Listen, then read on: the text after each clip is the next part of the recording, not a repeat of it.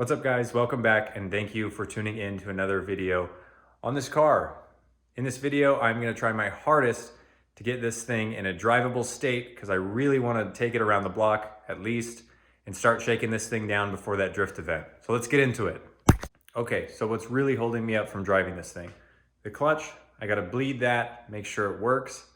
I've got to raise the front, it's way too low. You may have seen in some other clips, the front fender is literally sitting on the tire.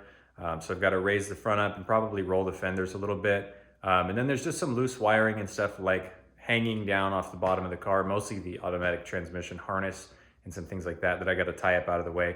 If I can get some of that stuff knocked out, I think we can at least drive it around the block. Obviously it won't be ready for the drift event. There's still a ton of work to do before that. But like I said, if I can just get this thing moving under its own power, that's going to be a huge milestone.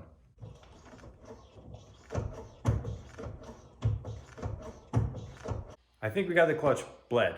It was more of a task than it should have been. Kind of a long story, but it ended up with me going to the parts store and buying a new slave cylinder, which honestly the car probably needed anyways. That one looked pretty old that was on there. So now we've got a new slave, it's bled, it seems like it's working. I probably have to adjust the clutch pedal a little bit because the throw is kind of off, like the engagement's super low, but that's gonna be an easy fix. On to the next thing, and we're back. Before I could test out that clutch and fire this thing up, I had to check one other thing off the list, and that is this blue wire. If you remember a while ago, I ran this wire, this blue wire down here that's kind of in a loop. That was the wire for the automatic neutral safety switch. And I just had it ran to the battery just to test that it was working. It needs constant 12 volt in order to kind of think it's in neutral basically. And obviously I wasn't gonna just leave it hooked to the battery, so I wired it up to an ignition, or rather a key on 12 volts. So now that's good to go. So we can cross that off the list. Blue wire, done. First thing off the list. Now let's fire this thing up and see if that clutch actually works.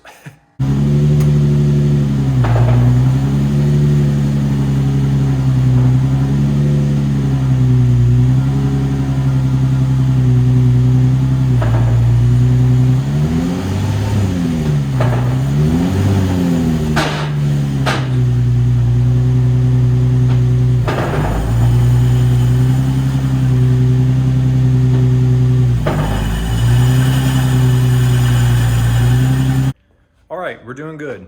The little test run you saw, the clutch is working. It wasn't in the right spot. I had adjusted the throw on the pedal a little bit last night, but it wasn't enough. So I adjusted it a bit more after that run, and I got rid of that little grind that you heard in third. That was just the clutch not fully engaging. So that's fixed. That weird scraping noise that you kind of heard when it was rolling, fixed that. That was just a little like flange on the edge of the drive shaft that was rubbing up against some other thing on the transmission, but fixed that. So it sounds a whole lot smoother. Seems like it's shifting through the gears pretty good. So I think we can move forward from here. The next step's gonna be getting some of the wires and things that are hanging underneath the car up out of the way so that when it is time to drive it, I don't have anything dragging on the ground. All right, so this is what we're dealing with underneath the car. The main thing I'm worried about is these O2 sensor harnesses. You can see there's nothing really holding them up. There's supposed to be a bracket that goes from each cat, kind of connects them. You can see that's what this little bolt is for. Obviously I don't have that. I'm just gonna put a nut on this and tighten it down so it doesn't make noise under here. And then I've just gotta figure out a way to zip tie this somewhere, somehow. I think there's also supposed to be a bracket on the bottom of the transmission, but I don't have that either. So we'll have to get creative. All right, here's my solution to this wiring mess down here. So I made these little brackets. It's literally just a piece of metal with a hole through it and a bolt into the transmission. And then we've got the wires zip tied to them. I've got the clutch line also zip tied up there. It's kind of hard to see. So everything is in place, up out of the way. Should be good to go. Kind of hard to believe, but I actually ran out of zip ties. Thankfully, I had just enough to finish what I was doing. This harness here, this is for like the airbags and I don't know, maybe some fog lights or something that I don't have. Zip tied up out of the way in there. I've got the this wiring harness and this wiring harness all zip tied up out of the way in the fender well. So we can cross that off the list. Next task on the list that I've got to check off before we can drive this thing is raising those front coilovers up. Like I had said earlier, the front of this car was way too low, at least for the wheels that I'm trying to run. So we're gonna get the front raised up a bit and then we'll set it on the ground and see how it looks. While I'm under here adjusting these coilovers, I figured I'd give you a real quick crash course on how to adjust ride height on your coilovers. Now, a lot of people think you're gonna adjust the spring here. That's incorrect. If you adjust these collars, that's adjusting the preload, basically how much tension is on the spring. You don't really want much preload at all. Typically, I'll do a 1/4 inch, maybe a 1/2 inch at most, just so the spring is under some tension, but you definitely don't want to crank this thing way up here to try and make your spring stiffer, and you definitely don't want it down here to where there's actual like movement in the spring when the shock is like at droop, like it is now. There's no weight on it. So what you've got to do, first we're going to break this bottom collar loose. This is the collar that locks in the shock body into the lower mount here, and that's how we're going to adjust the height. So let me crack this thing loose and then I'll show you what I'm talking about. All right, now the only real tool we're going to need for this is a coilover spanner wrench. I'm sure you've seen these. If you've bought coilovers, they probably came with these. I actually got a set of 4 with these nice red rubber handles off Amazon for pretty cheap. Definitely makes the job a whole lot easier. Wow, so this was actually loose already. It's definitely not what you want. So we'll spin this guy up. Now, in my case, I want to raise the coilovers. So these two lock into each other. So I'm gonna put my wrench on this upper one, and I'm just gonna spin the whole assembly. Hopefully you can see past my arm there. What it's doing is it's spinning the entire shock body, and it's threading it out of this lower mount, effectively making the whole thing longer, which is what's gonna raise the car. All right, you may have noticed the only other tool I was using was a tape measure. That's just to get the height right. Now I did the other side already, so I'm just measuring this side to match. And when you're measuring your coilovers side to side, it really doesn't matter where you take your measurements from, as long as you're doing them from the same point on both sides. So in this case, I'm measuring from the top pad up here all the way down to this bottom collar. Oops.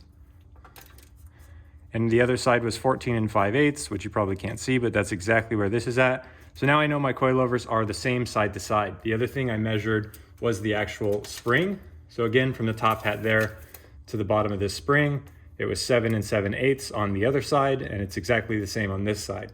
So now I have the same amount of preload on the spring side to side, and the overall length of the strut is the same. So theoretically, the height should be exactly the same, assuming that the car is perfect, which it probably isn't, but that's okay. All right, now that we've got the front of the car raised a bit, the next thing on the list before we can drive it is rolling these front fenders. They were like half rolled before, but it's not good enough. If you know anything about fenders, if you catch the inner lip with a tire, it's really easy just to flip it inside out and totally ruin your fenders. And while this car isn't the cleanest, I definitely don't want to destroy my fenders just because I was too lazy to roll them. So I'm not going to explain the whole process of rolling fenders. This isn't a great car to do that on, just because the paint's already messed up. The fenders are already a little wavy. So I'm just going to throw you guys on a time lapse and knock it out real quick.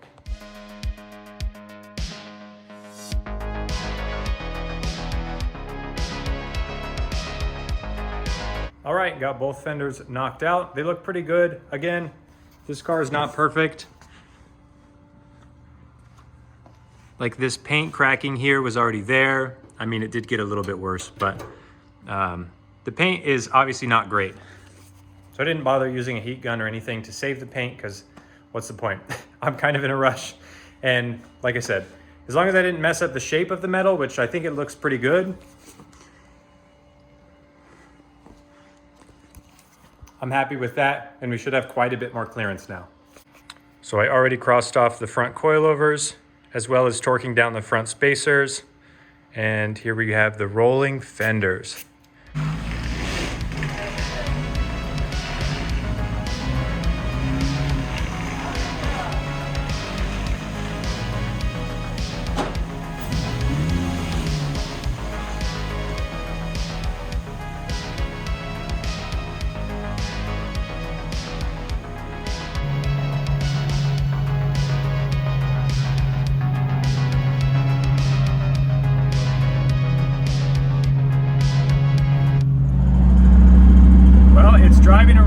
neighborhood under its own power. The clutch still feels a little weird, but it's working. It's not overheating.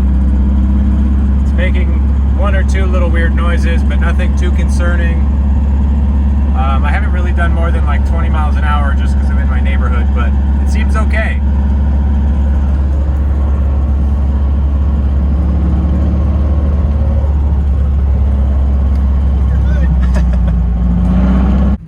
I can't believe it. It's actually out of the garage.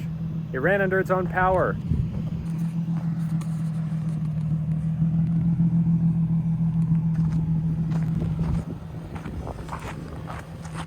And I'm back home. Still kind of processing what just happened. I can't believe this thing ran and drove and seemed okay. It's crazy. I feel like this thing was just a shell not that long ago, and it seemed like a very long ways away from being able to drive. And the fact that I just drove it around the neighborhood, and I even kind of went down a little back street outside of the neighborhood, got it into fourth. It seemed okay. Kind of got it up to like normal driving speeds, nothing too crazy. And it seemed like a normal car. It's a little loud. The solid trans mount is definitely a bit noisy, but it works. It's a car. I can't believe it. Something kind of weird I noticed that I'm gonna fix right now is this passenger back corner sits so much lower than anything else. It's just about tucking tire. And if we come to the driver's side, it's not. Kind of weird. Not sure why. I thought I had raised the rear and measured them both, but I'll take another look. Also, I think one of the rear tires is low. When I was driving it, you can kind of feel it like dog legging or like swaying around in the back. It felt kind of weird. So I'm gonna check tire pressures, see if I can get the car sitting a bit more level, and then maybe just drive it again because I'm so excited.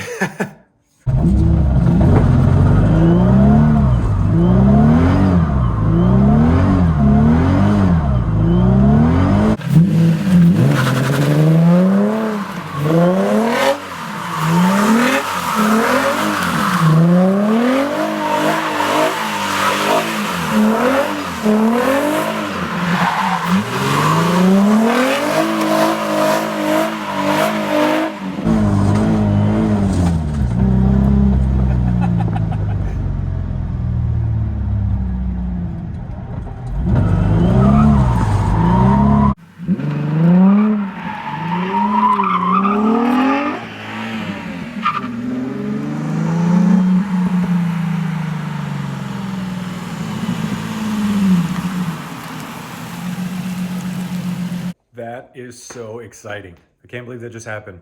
Huge shout out to my mom. She was the one who filmed that clip. Here's another clip of her after that clip. Put her in the car and just did a little U-turn. She was not having that. I thought you were gonna hit the thing over there. What thing? I don't know, just the berm. Like I didn't dirt? know if you were all in control of it all. Oh yeah. Just a couple times I was like, I don't like that coming off. I still have everything in front. Well guys, I think that's a great place to end this video. I am so beyond excited. The fact that this thing runs, it drives, it feels decent. Obviously there's still a ton of things I have to do before the drift event, a lot of little kinks to work out, some funny noises I have to diagnose, but it drove around the neighborhood, did some little skids in Mexico. Obviously I would never do that illegally. But man, I'm so excited, seriously. Anyways, I could keep rambling on all night, but as always, guys, thank you so much for watching. Give this video a thumbs up if you are as stoked as I am, and as always, I'll catch you in the next one.